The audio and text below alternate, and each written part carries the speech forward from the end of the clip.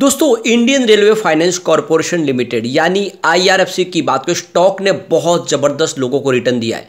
आज इसने 48 को टच किया, लेकिन वहां से प्रॉफिट बुकिंग की वजह से स्टॉक नीचे आया। आप देखते हो कि प्रॉफिट बुकिंग ज़बरदस्त हावी हो रही है, बड़ी डील के माध्यम से ज़बरदस्त प्रॉफिट बुकिंग हो रही है, लेकिन कुछ खरीदारी भी हो रही है।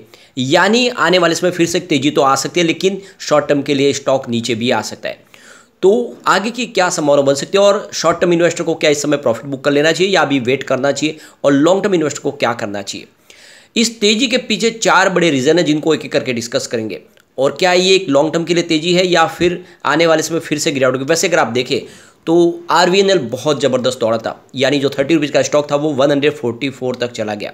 और ऐसे ही लोगों को कल्पना है कि ये स्टॉक भी वैसा ही कर सकता है। तो क्या एक तरफा वैसे ही दौड़ेगा या ये स्टॉक पिछली बार की जैसे 37 के आसपास जो स्टॉक था वो नीचे आया था, क्या वैसे ही होगा। इन सारी बातों को समझने की कोशिश करेंगे इस वीडियो के माध्यम से, और कुछ बड़ी अपडेट है जिनको एक एक करके डिस्कस करेंगे। और क्या इस समय रेलवे के स्टॉक में दाव लगाना चाहिए, बाजार की क्या संभावना बन रही है, जिस तरह से एफआई बाजार में बिकवाली कर रहे हैं, क्या बाजार में गिरावट हो सकती है, क्योंकि आज तो अच्छी खासी तेजी बनी हुई है। तो इन सारी बातों को समझेंगे इस वीडियो के माध्यम से।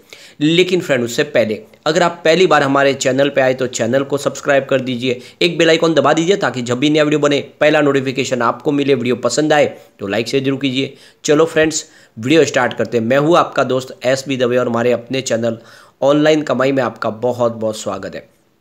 सबसे पहले अगर हम बाजार की बात करें तो इस समय 12 बजे के आसपास का टाइम है। बीएसई सेंसेक्स 65,695 के स्तर पे आपको दिखाई देगा, जहाँ पे 454 पॉइंट की शानदार तेजी बनी हुई है। 0.70% अप है बीएसई सेंसेक्स। तो पिछले 2-3 ट्रेडिंग सेशन के बाद आज माहौल पॉजिटिव बना हुआ है, खरीदारी अच्छी खासी हो रही है। लेकिन जो सबसे बड़ी बात है कि क्या एफआई का बाजार को सपोर्ट मिलेगा, क्योंकि एफआई बाजार में बिकवाल बने हुए लगातार इस महीने में उनकी सिर्फ बिकवाली हो रही है।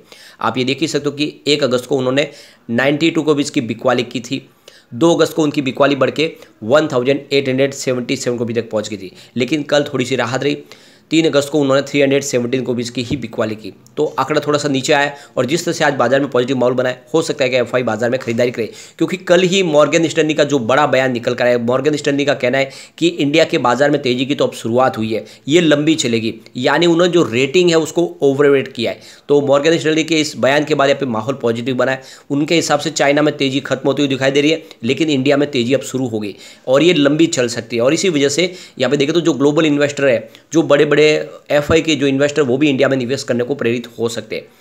अब यहाँ पे आईआरएफसी की बात करें, स्टॉक की शुरुआत 46.80 पर हुई, यानी शुरुआत पॉजिटिव। कल की क्लोजिंग 44.70 के आसपास थी, काफ़ी अच्छे जंप के साथ में शुरुआत की।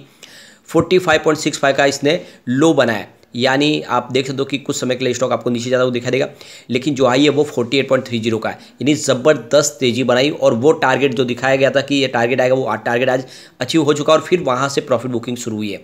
तो इस समय 46.25 के आसपास स्टॉक ट्रेड कराए, जहाँ पे 3.47% की तेजी देखने को मिल रही है और स्टॉक बहुत ज़बरदस्त दौड़ा है। यहाँ पे ये देख ही सकते हो कि पिछले 6-7 ट्रेडिंग सेशन में स्टॉक ने 30% से ऊपर की तेजी बता दी है। और अगर ओवरऑल देखें तो ये जो तेजी है यह बहुत ज़्यादा है। और आज की अगर ऊपर की हाई की अगर तेजी को देख ले अगर हम, तो ये तेजी लगभग 35% तक जाती हुई दिखाई देगी। और ऐसे में इतनी शानदार तेजी के बाद तो प्रॉफिट बुकिंग तो लाजमी है, क्योंकि स्टॉक लगातार दौड़ा है। आप ये देख सकते हो कि जो 32 के आसपास स्टॉक था वो इस समय 48 तक चला गया। वॉल्यूम काफ़ी अच्छा है। पिछले 1 महीने पहले इसका 10 करोड़ का वॉल्यूम था, 2 करोड़ की डीले उठाई गई थी। 1 वीक पहले 27 करोड़ का वॉल्यूम था, 6 करोड़ की डीले उठाई गई थी।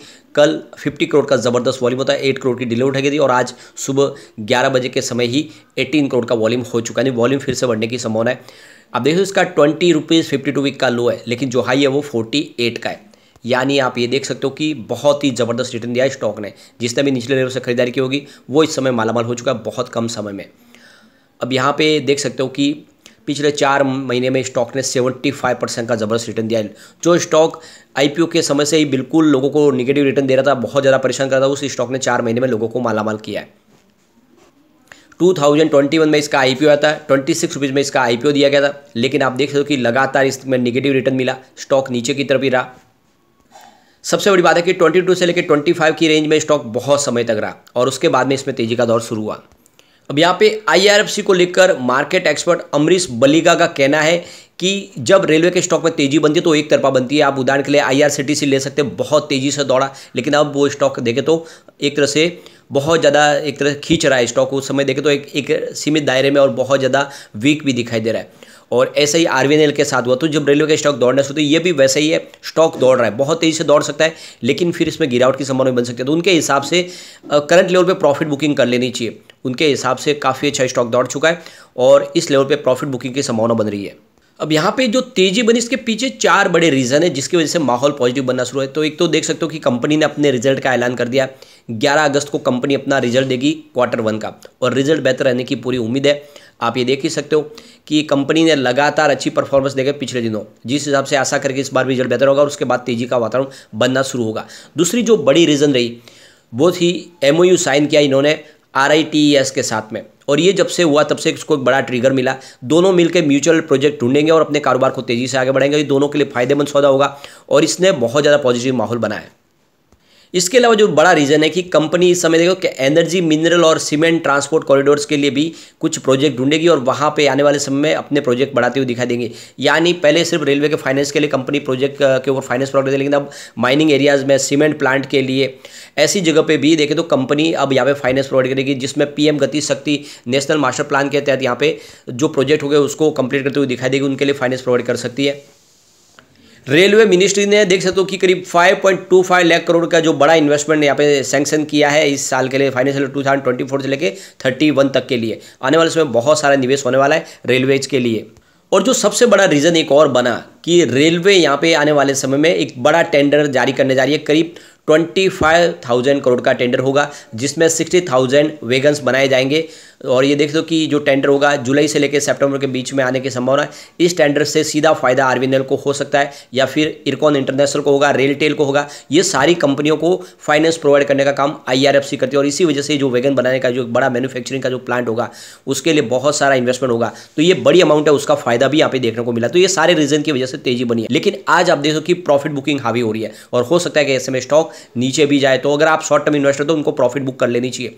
कुछ इन्वेस्टर है जो प्रॉफिट बुक कर लेते हैं, उसके बाद स्टॉक बढ़ता है तो कहते हैं कमेंट करके कि सर आपके कहने से हमने बेच दिया, हमको तो नुकसान हो रहा है। तो ये मैं बार बार क्लियरली कह देता हूं कि जो शॉर्ट टर्म इन्वेस्टर उनको लालच नहीं करना चाहिए, प्रॉफिट बुक कर लेना चाहिए। भले ही उसके बाद शेयर की प्राइस बढ़े, उससे कोई फर्क नहीं पड़ता है। आपको अपना टारगेट अचीव हो गया, उसकी आपको खुशी होनी चाहिए। लेकिन जो लॉन्ग टर्म इन्वेस्टर उनको बने रहना है। ये मैंने बार बार कहा है कि ये लंबी रेस का घोड़ा, आने वाले समय ये बहुत नए टारगेट हिट कर सकता है। इंडिकेट भविष्य में 500 को भी टच करने की ताकत रखता है। तो यहाँ पे सुबह 9:15 पर 47.95 की प्राइस से यहाँ पे 18 लाख शेयरों की खरीदारी हुई। फिर देख लो कि उसी समय 9:15 पर 47.65 की प्राइस से देख सकते हैं कि यहाँ पे 11 लाख शेयरों की बिकवाली हुई। उसके बाद 9:15 उसी समय 48.10 की प्राइस से 12 लाख शेयरों की फिर से खरीदारी हुई। तो फिर उसी समय 9:15 पर 47.50 की प्राइस से 18 लाख शेयरों की बिकवाली हुई। यानी खरीदारी और बिकवाली का जोर एक जैसा है। फिर उसी समय 9:15 पर 47.35 की प्राइस से 19 लाख शेयरों की बिकवाली हुई। लेकिन 9:15 पर 47.85 की प्राइस से 12 लाख शेयरों की फिर से खरीदारी हुई। और उसके बाद 9:15 पर देख सकते हैं कि 47.35 की प्राइस से 30 लाख शेयरों की एक बड़ी प्रॉफिट बुकिंग हुई और उस वजह से दबाव बनना शुरू हुआ। ये काफ़ी बड़ी अमाउंट थी। उसके बाद 9:16 पर 47.95 की प्राइस से 9,40,000 शेयरों की एक बड़ी खरीदारी हुई। तो उसके बाद 9:20 पर 46.95 की प्राइस से देख सकते हैं कि यहाँ पे करीब 6,53,000 शेयरों की एक बड़ी खरीदारी और हुई। लेकिन उसके बाद 9:20 पर 46.45 की प्राइस से करीब 13 लाख शेयरों की बिकवाली हुई। उसके बाद अगर आप देखें तो 10:05 पर करीब 45.95 की प्राइस से यहाँ पे 9,10,000 शेयरों की एक बड़ी बिकवाली और हुई। तो आज जिस तरह से देखें तो प्रॉफिट बुकिंग भी हावी हो रही है और इस वजह से स्टॉक भी नीचे आए। आने वाले समय इसमें और दबाव देखने को मिल सकता है। तो ये भी आपको खास ध्यान रखना है कि इस समय जो जोर है वो प्रॉफिट बुकिंग की तरफ भी ज़्यादा है और ऐसे में हो सकता है स्टॉक नीचे भी आ जाए। तो आपको शॉर्ट टर्म इन्वेस्टर तो प्रॉफिट बुक करना चाहिए। लेकिन इसका मतलब ये नहीं है कि स्टॉक नीचे ही चला जाएगा, ऊपर भी जा सकता है, क्योंकि आप देखते हो कि खरीदारी भी हो रही है अच्छी खासी और स्टॉक में दोनों तरफ का माहौल बना हुआ है। इस समय बाजार तेजी के साथ आगे बढ़ेगा तो फिर से तेजी भी आ सकती है। यहाँ पे रेटिंग इसकी बहुत अच्छी है। मास्टर रेटिंग 5 स्टार में से 3 स्टार की रेटिंग है जो काफ़ी अच्छी है। इसकी EPS स्ट्रेंथ भी बहुत मजबूत है, 5 स्टार में से 3 स्टार की रेटिंग है। लेकिन बायर डिमांड के मामले में तो देखें तो यहाँ पे आपको 5 स्टार में से 5 स्टार की रेटिंग आती हुई दिखा देगी जो बहुत ही ज़बरदस्त है। इसकी प्राइस स्ट्रेंथ 5 स्टार में से 4 स्टार की रेटिंग है और ग्रुप रैंक इसका कमजोर है, 5 स्टार में से 2 स्टार की रेटिंग है। ओवरऑल इसकी रेटिंग बहुत अच्छी है। अब एक बार हम इसके पिवट लेवल को चेक लेते हैं। तो यहाँ से अगर गिर आउट होती है तो 41.20 का फर्स्ट सपोर्ट है, ये टूटेगा तो स्टॉक आपको 37.70 तक ज़्यादा को दिखाई देगा और ज़्यादा गिर आउट हो तो फिर 35.65 तक जा सकता है। ये तभी पॉसिबल है जब एक तरफा गिर आउट का माहौल बने, वरना स्टॉक इतना नीचे जाने की तो संभावना बिल्कुल नहीं है। पॉजिटिव माहौल बना तो 46.75 का फर्स्ट रेजिस्टेंस है जो ऑलरेडी ब्रेक हुआ है। उसके बाद 48.80 का रेजिस्टेंस है जहाँ तक स्टॉक आज जाके आए और एक तरह से ये प्रॉफिट बुकिंग का माहौल है। काफ़ी बड़े ब्रोकरेज ने 48 के आसपास प्रॉफिट बुकिंग की सलाह दी, तो इसीलिए स्टॉक नीचे भी आया। वैसे तीसरा रेजिस्टेंस इसका 52 का, अगर पॉजिटिव माहौल बनेगा तो 52 तक भी जा सकता है। तो लॉन्ग टर्म इन्वेस्टर बने रहे, short term investor profit book कर सकते हैं।